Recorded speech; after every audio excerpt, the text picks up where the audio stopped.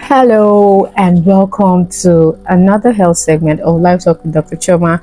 Now we're continuing with our series on contraceptives. If you have not subscribed to this YouTube channel, please do so. Just go right down and click on the subscribe button to be subscribed to this channel.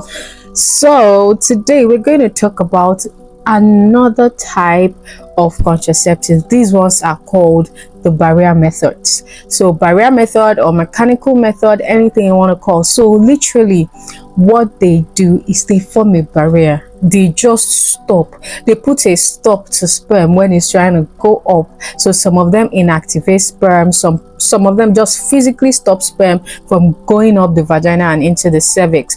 Remember the methods, the ways our modern day contraceptives stop pregnancy. I told you that it's stopping sperm or inactivating sperm so it doesn't even get to fertilize, or it makes the womb hostile to sperm or to implantation of the fetus.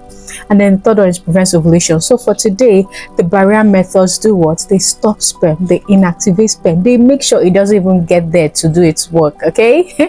So the first method we're going to talk about is the use of spermicides. Spermicides are chemicals that inactivate or kill off sperm, and most of these spermicides, you don't need prescription for them. You can just walk over the counter and get them, but you have to be very careful because there are instructions on how to use them, whether you need an applicator, whether it's a cream, a lotion, or gel, whether it's a foam or sponge. The good thing is that it can be combined with other barrier methods, so you can be doubly protected.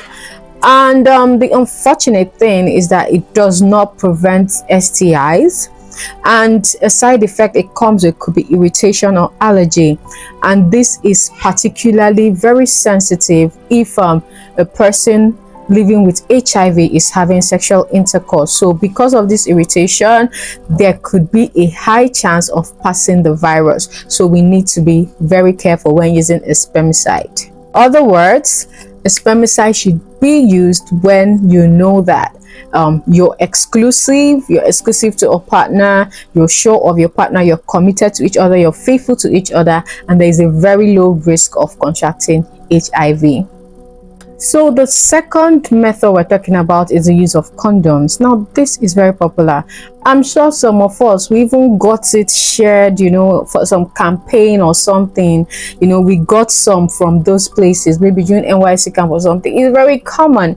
You don't need a prescription, you just need to go over the counter, buy it. So it is very easy to prevent pregnancy using this. Okay. Now we have two different types, the male one and the female condom, but unfortunately the only condom that is very effective in preventing STIs is the male condom. So if this is your priority, then you should be using the male condom. So it is not as effective as other contraceptive methods in preventing pregnancy. So sometimes you may have to use it with a spermicide to make it more effective. What I mean is it is very prone to mechanical errors and all those things, from the way you put it in, to the force that is being used or the friction during intercourse. All those things can affect it. So you can use it with a spermicide to make it more effective. Please take note that you cannot use both male and female condom at the same time. So if you're using the male, you're using the male. If you're using the female, you're using for the female. So you can't use both of them together. The friction is more likely to tear both or tear one, and what you're trying to prevent will still occur. So let us be very careful while using it. So another thing, yes, that you need to do is, if you're using this with a lubricant, you have to be very careful. Use only water-based lubricant, not the any other one that is oily or something that will cause more friction. So use only water-based lubricants. Then the only side effect really that is noted while use of condom is just maybe allergy to the product used for the condom. So if peradventure you're using a condom and it breaks, then you know that you need to use emergency contraception. You need to go and get it. We'll still talk about that when we get to hormonal methods of contraceptives. Okay. Now, for those of us that like to put condom inside our wallet, inside our back pocket, just to be prepared all the time, I just want to inform you that heat can damage a condom, can damage your CD that you're putting in your pocket. So be very careful. That you've been carrying it for years doesn't mean that when you want to do something, just whip it out. It will not work. Oh, it will not work. The girl will fall pregnant. So please take note. Condoms are supposed to be put in a place that is cool, dry, that is not exposed to heat or friction. So please keep your CDs properly, okay? So the next method we're talking about are the cervical sponges. This is just like a foam that is laced with spermicide that you put into the vagina. So that is all it is. It's soaked in spermicide. You put it into the vagina. You put it some hours before sex, and then you have sexual intercourse. Then after some hours you bring it out. So it doesn't prevent STIs, so you should take note and make sure that you combine this with a condom. Okay, so as I said before, some of these things need to be combined for them to be more effective. So please choose which one you want to do today. Also, you do not need a prescription for cervical sponge. You can just go over the counter and buy a cervical sponge. So it is very easy to use, it is very affordable, and it is easily accessible. So next method in the barrier method is called diaphragm. A diaphragm needs to be prescribed by a doctor before you use it, and then it enters the vagina and covers the cervix just to prevent sperm from getting inside. Most times it can be used with a spermicide or combined with a condom. So that means the female is going to wear the diaphragm and the male is going to wear the condom, just for double protection.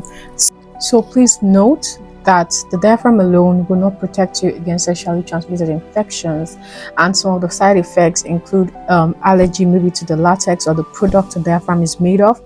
Also, there is an increased risk of urinary tract infections, from the way the diaphragm is applied and put into the vagina. It could expose the woman to urinary tract infections. Okay, so the next we're going to talk about is the cervical cap. This is a plastic cup and it stays in place by suction. So it uses the mechanism of suction just to stay in place. Of course, you read the instructions on how to insert this. So it covers the cervix. So the thing is, it still doesn't protect against STIs. So you need to use it with a male condom. Also, it is important that it should be used together with a spermicide, because it might not completely cover and sperm can also escape into the womb. So just take note of this while using it. The side effects you could get: vaginal irritation, and because of the way it is applied and put in, a person could be exposed to different vaginal infections, from the insertion and all that. So to conclude the barrier method, I've already told you what does it do. It's mechanical. It causes a stop. It tries to stop sperm from entering into the cervix and into the womb. So those are the methods that are available. You can see. So if you see anyone close to you, of course you can decide to use any of these methods, okay, if it's comfortable and it's okay for you. Note that the only method you can actually use, like immediately postpartum, if you want to do something, is the condom. It can be used at any point in time. Some of them you have to wait, for some weeks, like the cervical sponge, for some healing to take place, and the cervix and the vagina to come back to normal, especially if you had a vaginal birth, before you can use this. So those are the things. Just pick the one that is good for you right now and decide to use it, okay? These methods are very cheap, they're affordable, so you can choose any one.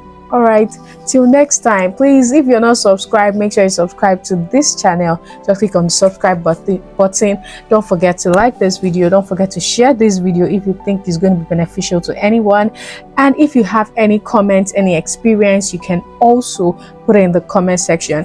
In case you want to send something to my email, something private, you just want to talk, my email is also on my bio. So please, you can send something to my email. I'll read it and I'll reply. Okay, thank you very much. Bye.